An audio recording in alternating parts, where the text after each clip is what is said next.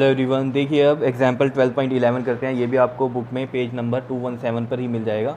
देखो ये क्या कहता है, 100 joule of heat is produced each second in a 4 ohm resistance. देखो 100 जूल, ये जूल क्या है, यहाँ से आपको साफ पता चल रहा है कि ये हीट है, ठीक है, क्योंकि हीट के जो यूनिट होते हैं यानी कि एनर्जी एक तरह से, तो उसके यूनिट क्या होते हैं, जूल होते हैं। तो यहाँ से आपको पता चल गया हीट दी हुई है कितनी, 100 जूल की। देखो जो चीज़ गिवन है ना, साथ साथ लिखते चलो। और produced each second, each second मतलब क्या है, टाइम कितना है, 1 सेकेंड का है। और रेजिस्टेंस कितना है, 4 ओम का है। फाइंड द पोटेंशियल डिफरेंस, तो पोटेंशियल डिफरेंस निकालना है आपको, यानी कि आपको क्या निकालना है यहाँ पर, वी निकालना है, ठीक है। अब देखो हीट के कितने फॉर्मूले हैं आपके पास, हीट के 3 फॉर्मूले थे। एक तो था वी आई टी, एक था एच इजकल टू में आई स्क्वेयर आर टी, और एक था वी स्क्वेयर अपॉन में आर मल्टीप्लाई में टी। अब आप देख लो कहाँ से आप निकाल सकते हो। देखो अगर ये वाला फर्स्ट फार्मूला लेंगे तो करंट नहीं है हमारे पास, ठीक है, हीट भी है और टाइम भी है, ठीक है, लेकिन करंट नहीं है, तो वी नहीं निकल सकता, ठीक है, ये भी नहीं लगेगा यहाँ। इस फॉर्मूले को भी हम यूज़ कर सकते हैं कि हम यहाँ से क्या करें, आई निकाल लें इस फॉर्मूले से, ठीक है ना, क्योंकि इसमें वी तो है नहीं, तो आई निकल सकता है यहाँ से। तो आई अगर हम निकाल लें और फिर बाद में हम वी इक्वल टू में आई आर से भी कर सकते हैं इसको, ठीक है ना, कि आई की वैल्यू और आर तो हमें पता ही है कितना है, ठीक है। नहीं तो ये तो डायरेक्ट ही पता है आपको, ये तो लग ही सकता है इसमें। कैसे कह रहा हूँ मैं, ये लग सकता है, देखो ना, इसमें हमें हीट भी पता है, आर भी पता है, टी भी पता है, वी निकालना है, तो वी निकल जाएगा यहाँ से। तो ये फॉर्मूला बिल्कुल परफेक्ट बैठता है यहाँ के लिए। तो एच इजकल टू में वी स्क्वेयर आर इंटू में टी, तो वी स्क्वेयर यहीं रहने दो, एच मल्टीप्लाई में ये आर इधर चल जाएगा और ये टी नीचे आ जाएगा, ठीक है। तो देखो एच की वैल्यू रखते हैं 100, आर की वैल्यू है 4 और टाइम की वैल्यू है 1। देखो ये चीज़ ध्यान रखना है, यहाँ टाइम सेकंड में होना चाहिए, कभी क्वेश्चन में अगर आवर्स में आ जाए तो पहले सेकंड में कन्वर्ट करना है आपको, ठीक है।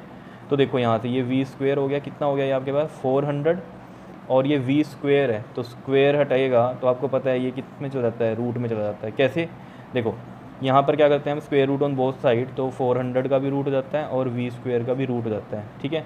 तो स्क्वेयर से रूट कट जाता है, तो वी स्क्वेयर में क्या जाता है, रूट में 400, तो यानी कि स्क्वेयर हटता है तो इधर रूट आ जाता है, बस ये आपको डायरेक्ट याद रखना है, ठीक है। और 400 का रूट क्या होता है, कैसे निकाल दोगे रूट, फैक्टर बनाओ।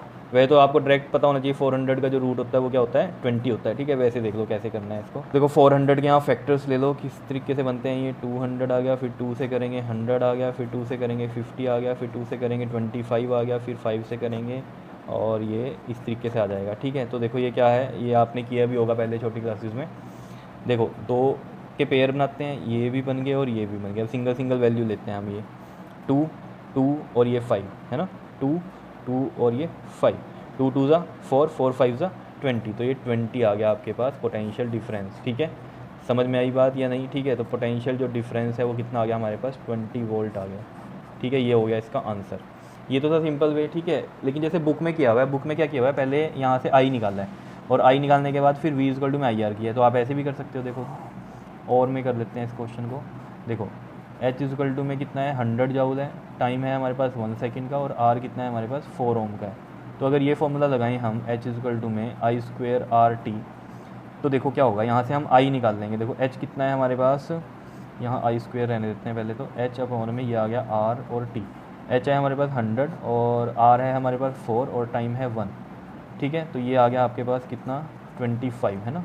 इसको डिवाइड करेंगे तो 25 इज इक्वल टू में आई स्क्वेयर, और स्क्वेयर हटेगा तो इधर रूट में जाएगा, और 25 का रूट तो आपको पता ही है क्या होता है, 5 होता है। अगर फैक्टर बनाओगे 5 इंटू 5, 2 का पेयर लोगे तो वो 5 ही होता है। और वैसे भी ये तो सिंपल सही है, 25 का रूट तो आपको पता ही है क्या होता है, 5 होता है। तो ये आई आ गया हमारे पास एम्पियर में, ठीक है जी। तो करंट हमें पता चल गया कितना है, 5 एम्पियर का।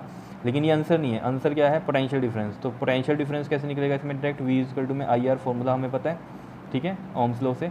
तो देखो आई है हमारे पास 5 और रेजिस्टेंस कितना है हमारे पास, 4 ओम का है, ये गिवन था रेजिस्टेंस, तो 5 4 का कितना होता है 20। तो देख लो पोटेंशियल डिफरेंस यहाँ से भी कितना आ गया, 20 वोल्ट आ गया, ठीक है। तो आप किसी भी तरीके से ये कर सकते हो, ये भी सही है, ये भी सही है, ठीक है, समझ रहे हो। तो आपको ये भी पता चल गया यहाँ पर कि फॉर्मूले कैसे यूज़ होने हैं ये तीनों, ठीक है ना। जैसे ये वाला तो यूज़ हो ही नहीं सकता था, यहाँ तो दोनों ही आगे वी भी आई भी, तो वी भी नहीं पता और आई भी नहीं पता, वी तो हमें निकालना ही है, ठीक है ना, 2 टर्म नहीं पता। अब ये हमने यहाँ पर क्यों ले लिया, क्योंकि इसमें एक टर्म हम आई निकाल सकते हैं और V equal to I R से फिर वी निकल सकता है, ठीक है। लेकिन ये वाला डायरेक्ट यूज़ हो गया क्योंकि यहाँ पर हमें वी ही पूछा गया है, तो वी हम निकाल लेंगे, तो वी यहाँ से ईजिली निकल जाएगा, ये हमने देखा है, ठीक है। लेकिन मैंने ये वाला मेथड भी क्यों समझाया, क्योंकि बुक में है और कई बार क्वेश्चन में आपको करंट भी पूछा होता है। तो अगर करंट भी पूछा है तो बेस्ट तरीका फिर ये रहेगा, क्योंकि इसमें करंट निकल रहा है पहले, फिर पोटेंशियल डिफरेंस निकल रहा है, ठीक है। तो कई बार क्वेश्चन में आपसे करंट भी पूछ लेता है और पोटेंशियल डिफरेंस भी, फिर ये वाला वे आपका सही है, समझ रहे हो इतनी बात या नहीं, बताओ आया समझ में? बिल्कुल सिंपल सी कहानी है, कर लोगे इस क्वेश्चन को? ओके जी, थैंक यू।